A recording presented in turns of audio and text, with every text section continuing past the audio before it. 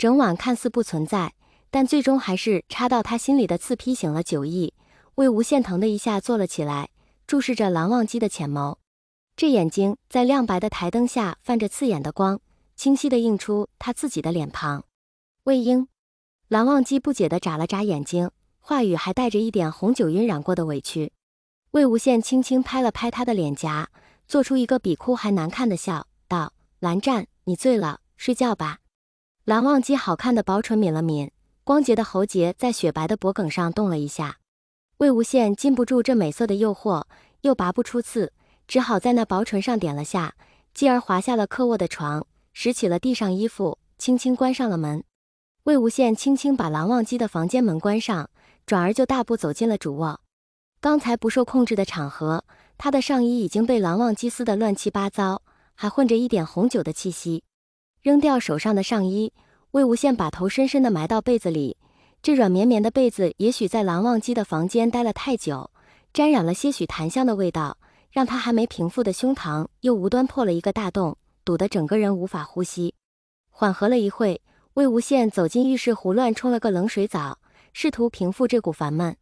然而这烦闷就像大草原上一袭火花，腾的一下燃起整片火焰。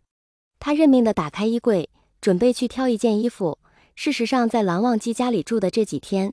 他一直都暗戳戳地穿着蓝忘机的衣服。虽然两个人看上去身量差不多，不过每次衬衫的袖子都总是稍微长一点，上装也会稍微宽松一些。罗清扬回来之后敏锐地发现了这一点，真心认为魏总太忙，是穿衣服不够细心，还特地在办公室备了几件新的套装。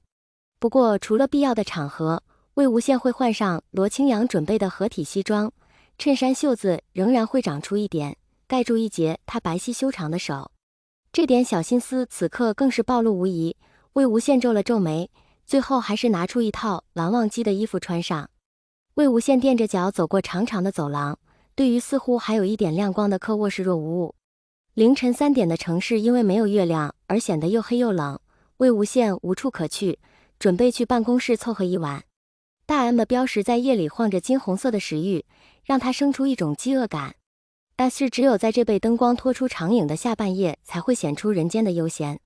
魏无羡走进麦当劳的餐厅，窗边坐着一个流着口水正在睡觉的流浪汉，身上裹着一件厚厚的军大衣，双手插袖却显出一股毫无防备的凄凉。无人排队的夜里，魏无羡自己买了一个青花椒汉堡，他满怀期待地咬了一口，却好像不是记忆里的味道。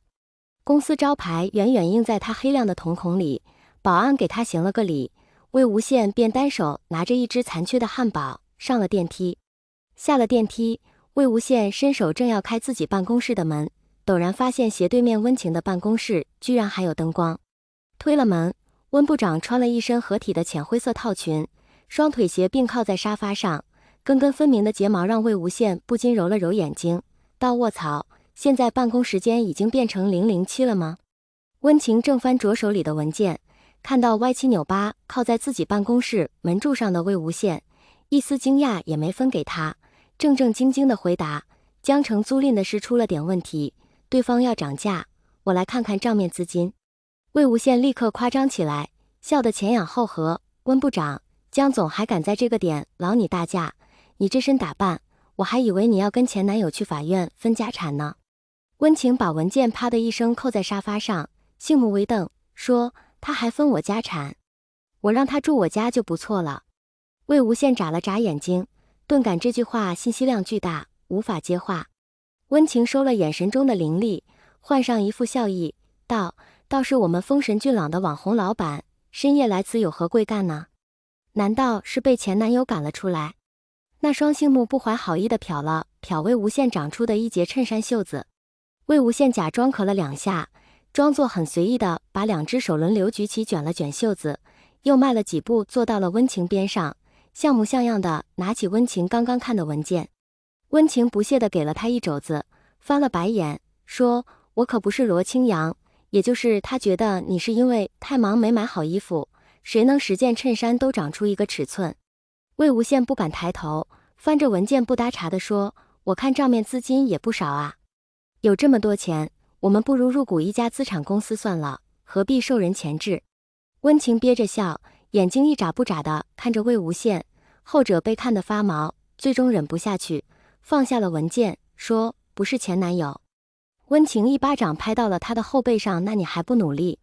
魏无羡摸了摸下巴，仰头看到了办公室上方悬挂的铜灯，灯柱从6个不同方向延展开来，每一项都挂了同一垂流苏，使得无论哪个方向看都没什么区别。温情站了起来，走到茶桌边，倒了2杯水，递给魏无羡一杯，却把自己那杯放在办公桌上，变出一面小镜子，仔细巡视着口红的颜色。半晌，他冲着镜子说：“魏无羡，我可不打算干预你的私事。不过，又不是演电视剧，我们可等不到想象中的完美。”办公室空调在夜的静谧里难得发出白日被遗忘的外界轰鸣声。